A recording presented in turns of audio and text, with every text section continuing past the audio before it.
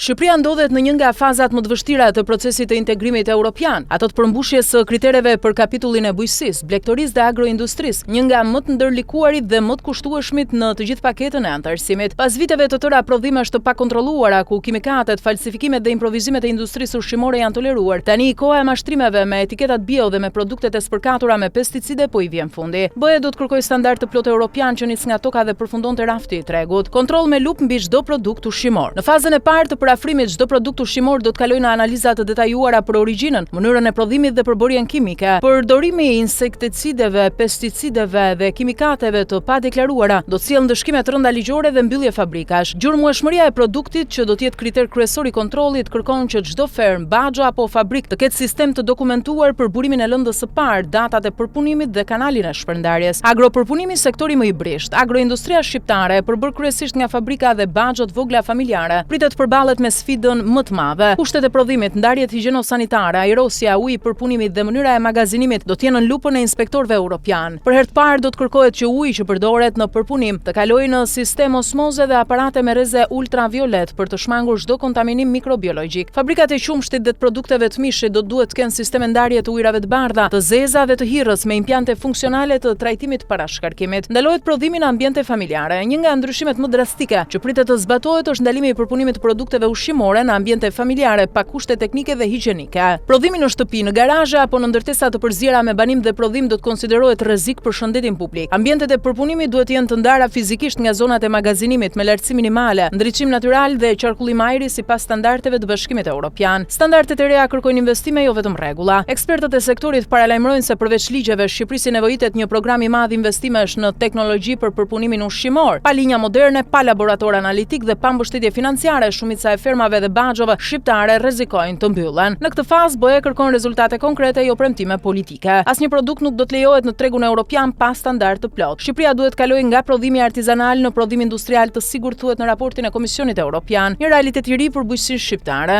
Në dekadat e fundit bujqësia dhe blegtoria shqiptare janë mbështetur më shumë te improvizimi sesa te standardi, por tani faza e inspektimeve europiane do të jetë një provë vërtet për të parë nëse vendi është gati për tregun e përbashkët. Nuk do të ketë më justifikime apo sy të mbyllur. Çdo prodhues do duhet të zgjedhë ose të modernizohet ose të dalë jashtë tregut.